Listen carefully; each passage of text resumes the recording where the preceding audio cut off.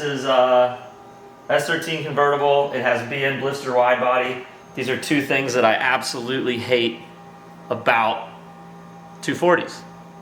Hate convertibles, hate blister cars. Absolutely love this car.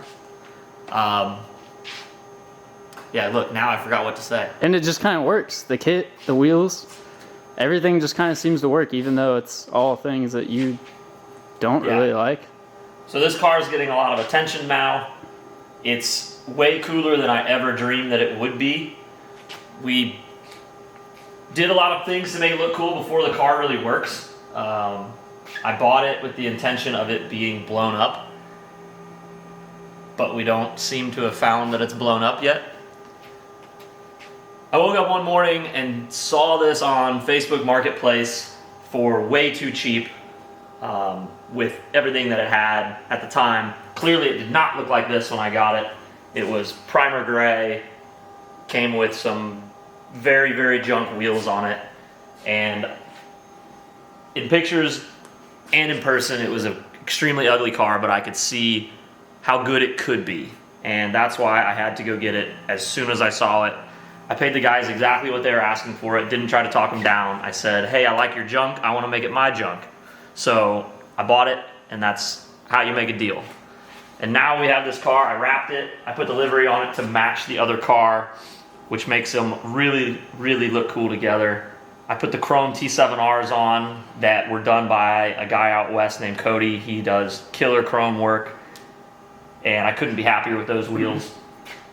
So far, that's about the extent of it. I fit the Status Racing seats in there. We need to do some more adjusting to get them sit lower.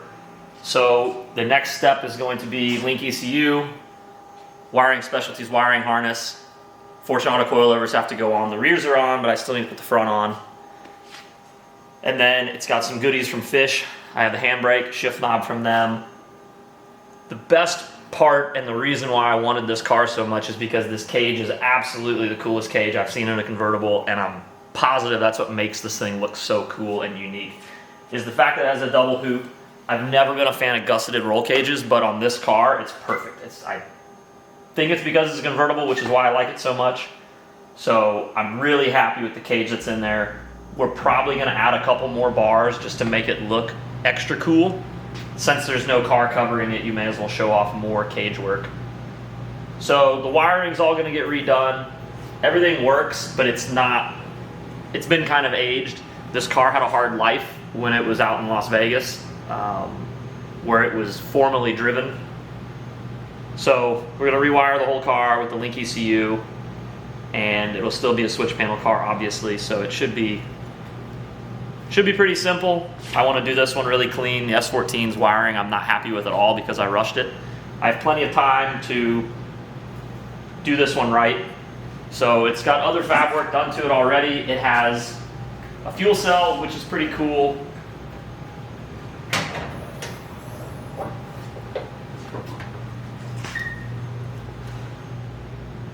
So far we've replaced, it came with a very, very big Aeromotive 1000 fuel pump.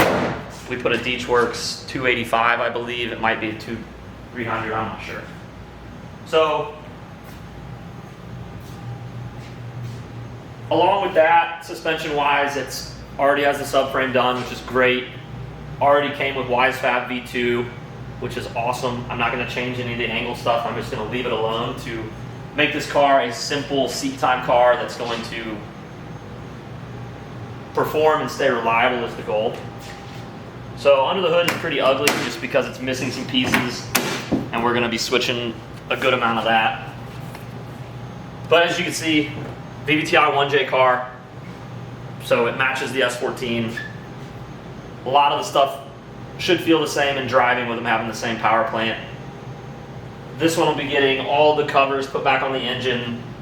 The wiring specialties harness is going to clean so much up in there.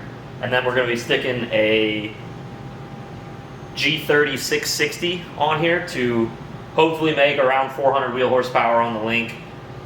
It'll get some 1000cc injectors and change up the intercooler piping a little bit to make things prettier in here, but it's already tubbed. It already has a really nice front bumper support system, high mount intercooler to keep it out of the way.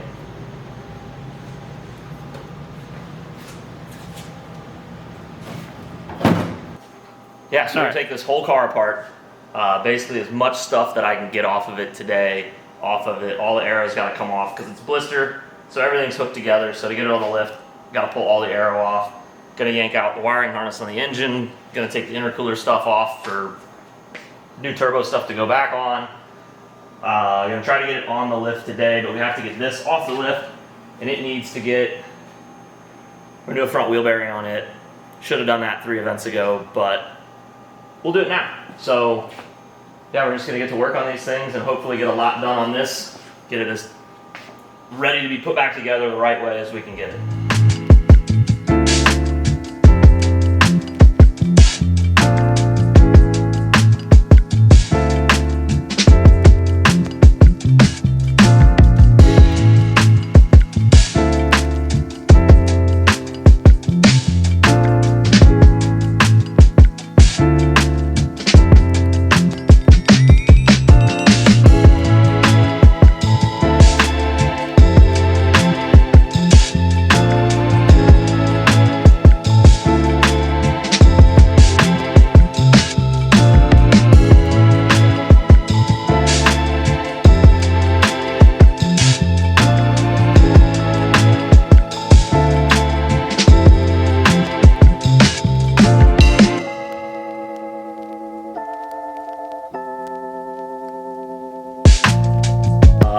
So we're gonna take and drill the holes out and put what do they call them? A nut cert? We're gonna put nut certs in here so everything can bolt together and it's not just gonna end up like Swiss cheese from a bunch of self-tappers.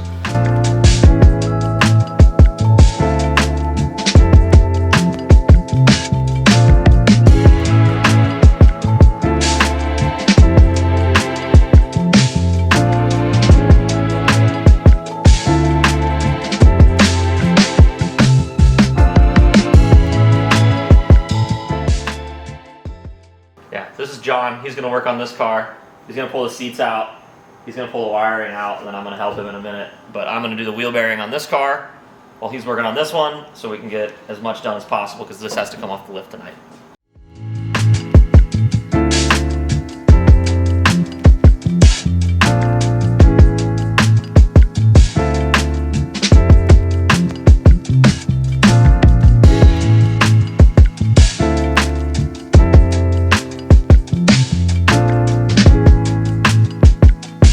Installed here, bolt check done.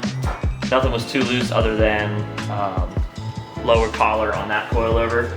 So that might have been some of the death wobble problems that we had at No Star Bash that I probably should have looked into a little more. But it's fixed now, so we're gonna put this back together, get it on the ground, and then hopefully he'll be done yanking the wiring out of this unit so it can go on the lift.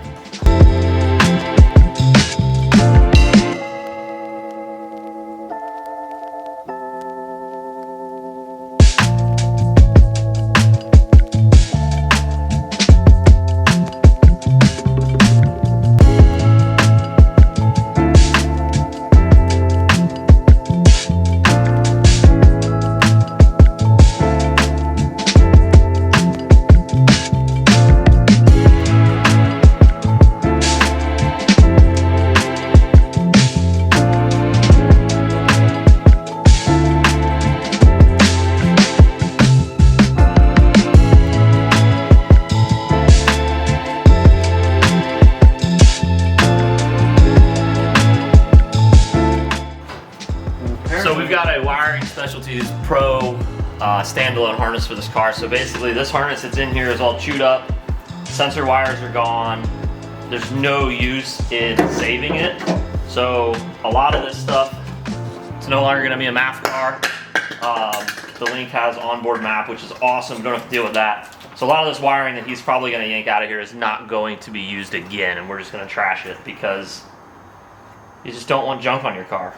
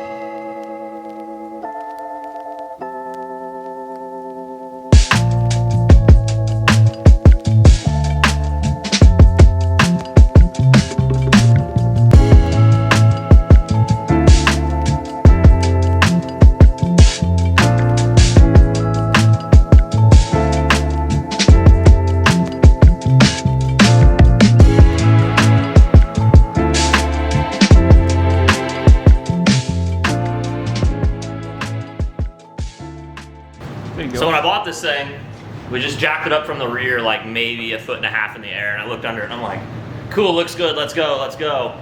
So now we'll actually get to see what's going on with the underside of this, which it looks very nice.